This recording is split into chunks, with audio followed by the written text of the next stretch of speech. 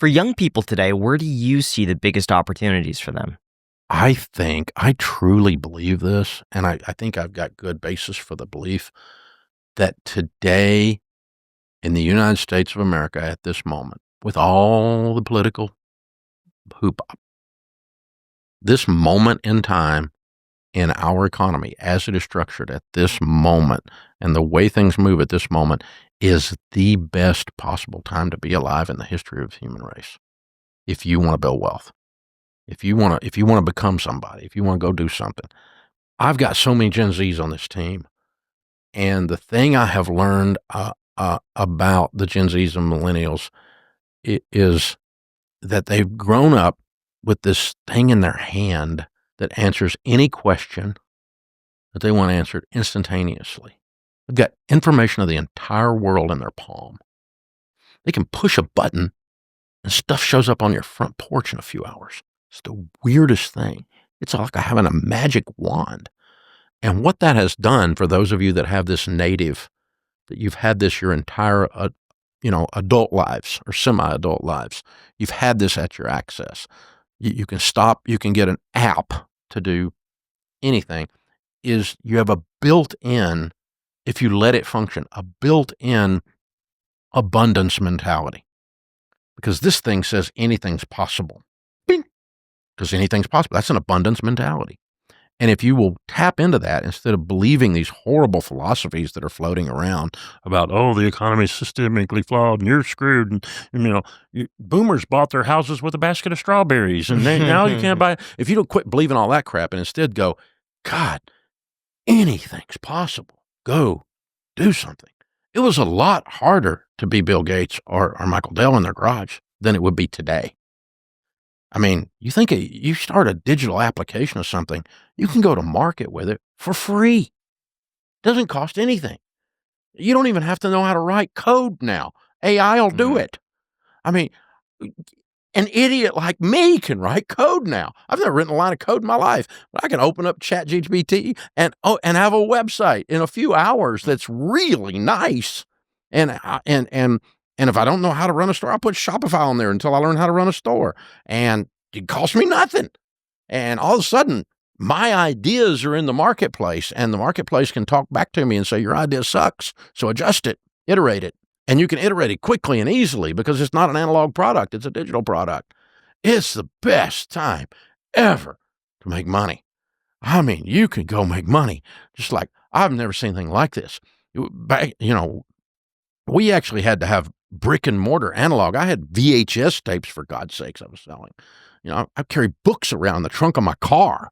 There was no internet. And God, man, if you could just touch a button and it goes automatically to a warehouse that I don't own and they fulfill it for me. And and my book goes out there. And oh, by the way, I wrote that book in about a fourth the time. And if you actually want to go crazy, AI will probably do your audio version and it'll sound just like you. The last book I did, we almost used AI to do the audio book because it was about 94% perfect. Wow. And we decided the edit to clean up the other 6% was too much. It was easier for me to sit down and do the 16 hours to record it. But dude, that's probably the last one I'll ever record. The next audio book that Dave Ramsey does will probably sound a lot like Dave Ramsey. So Kevin O'Leary said that he went to Dubai and they did a whole AI imaging of him. He said a few phrases. They got a few hours of him. But now they could edit in real time any advertisement of him without him ever being involved in it. They just type in the script. Which is a little scary, but the point is it's huge opportunity. Yeah. You don't even need AI to do it. You don't need necessarily need digital to do it, but you've got ease to market. If old econ class was, what are the barriers? It's how difficult it is to get to market. How trapped is that market? How hard is it to pass the test to become one of those? How ease of entry. It's easy to become a real estate agent. It's hard to become a securities salesperson because you got to pass a Series 6, Series 7, 63, which is a lot like CPA exam. Real estate test I took in 27 minutes. So, I mean, it's ease of entry. But in general, what's it take to suddenly just take my idea out there? So to sit and do nothing at the best opportunity in the history of mankind is it's so sad and such a freaking waste. I'm so excited for your all's generation and what's going to happen. What's going to happen to Ramsey when I'm gone? And the stuff that the people in this building are working on right now is mind-blowing. And it's just, man, the scale can go hockey stick up and to the right. It's a good time to be alive. So for those that aren't capitalizing on the amount of opportunity around them, what is the primary obstacle that's preventing them from doing that then? Headspace. Belief. It's just belief that if they plant the seeds, the corn will grow. Exactly. And if you don't plant seeds 100% of the time, corn will not grow. That's the problem.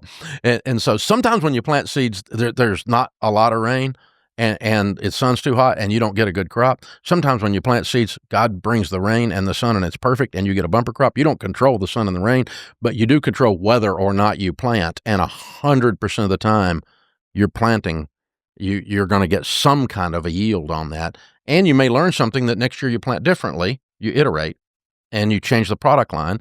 I mean, the number of things we do today at Ramsey tactically to deliver goods and services to the customer that we did 10 years ago is really close to zero.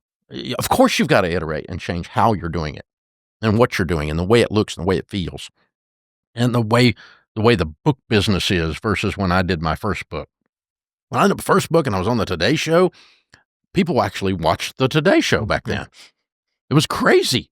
And there were these things called bookstores, and they had books in them. And people went there, and I would have 1,000 people in a line to do a book signing. I can't even imagine that happening today.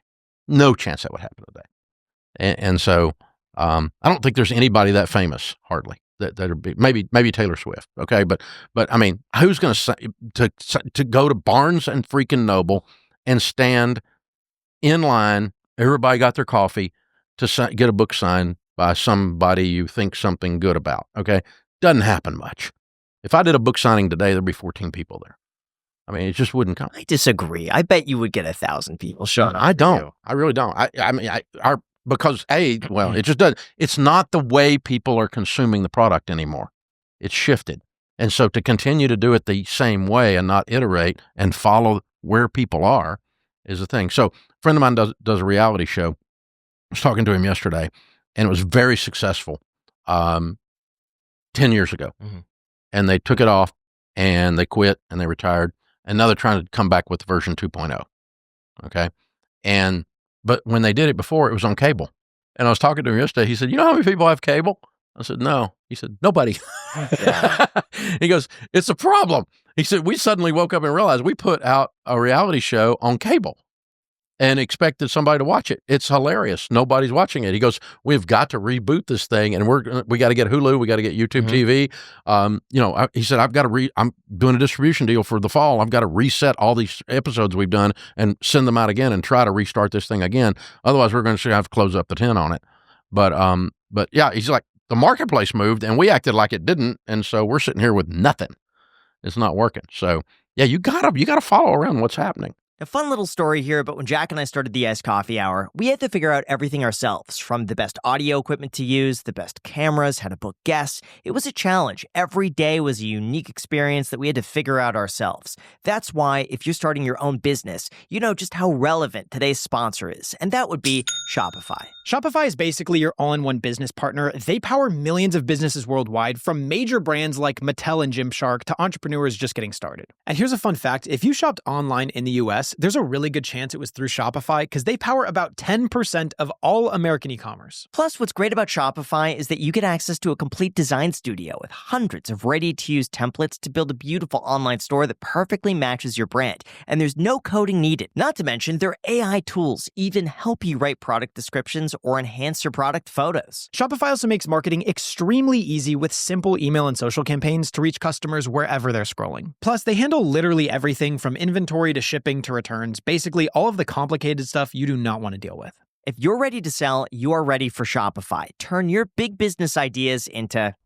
So sign up for the $1 per month trial at shopify.com/ICH, all lowercase. Guys, it is just $1 per month. If you have a business idea, you want to turn it into a real thing, Shopify is the best way of doing it, and it only costs $1 per month with the link down below in the description, or shopify.com/ICH, all lowercase. Thank you so much to Shopify for sponsoring this episode.